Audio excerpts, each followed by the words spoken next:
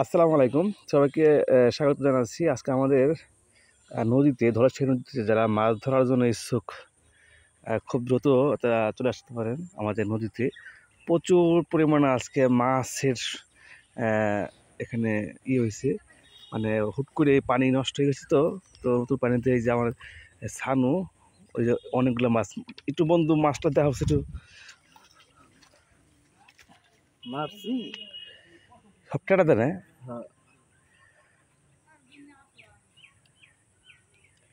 তো আজকে কিন্তু মাছের এত পরিমাণে আমাদের নদীতে মাছ ভাইসা উঠতেছে, মানে শুধুমাত্র টেটা দিয়ে মাছ মারা যায়। তো ওই যে আছে মাছটা আমি যাই দিকে একটু এ আল্লাহ, ওটা কি বন্ধু, বল। বোয়াল। হাই হাই রে, আবার তো এই যে আরো বল আছে। এ রে শালার কাম, এটা বাইক এই যে হয়েছে। বল, এই যে দেখেন অবস্থাটা।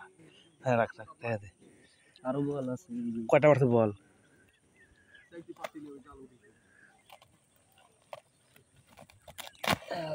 তো ব্যাগ ছোট হয়ে গেছে। এই যে বল, এই রে বল আরো রে বল আছে। আরো কাম। বল আছে। আর ওই যে ওগুলো কি ব্যাট কাট করে না, ওই যে নলা নটা না, নলা না বুঝলি না। এটাও বল। ওরে রে, এটা আপাতত বাড়তে রাখে, তাহলে নষ্ট হয়ে যাবে মাছ। তো এই যে অবস্থা আজকে, মাছ যারা নাকি নদীতে মাছ ধরতে চান আর কি, আমি আপনাদের যদি ক্যামেরা দেখায় দূর থেকে, ওই দেখেন নদীর উপরে ওই যে মাছ মারতেছে, এই যে মাছ মারতেছে। তারপর এই যে নৌকা দিয়ে ওই দূরে দেখছেন কত মানুষ।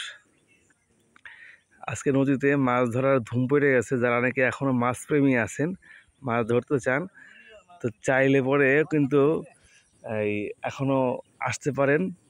আজকে সারাদিন থাকবে এরকম একটা অবস্থা। তো যারা যারা মাছ ধরতে চান, তো আমাদের ধলেশ্বরী নদীতে তা আপনারা আসতে পারেন। হাতে নিয়ে আসতে হবে আপনাকে, মানে ওই যে মাছ ধরার যে টেটা থাকে, সেইটাই আর কি, সেটা দিয়ে মাছ ধরা যাবো। তো যারা নাকি মাছ ধরতে ইচ্ছুক খুবই, কারণ প্রমাণ দেখছেন, আমি কিন্তু একজন মাছ অলরেডি দেখাইলাম। তো আমার পাশে এখন আর অন্য কেউ নাই, সবাই দূরে। তো বললাম তো সবাই দূরে দূরে, তো আমি নদীর উপর যাই নাই।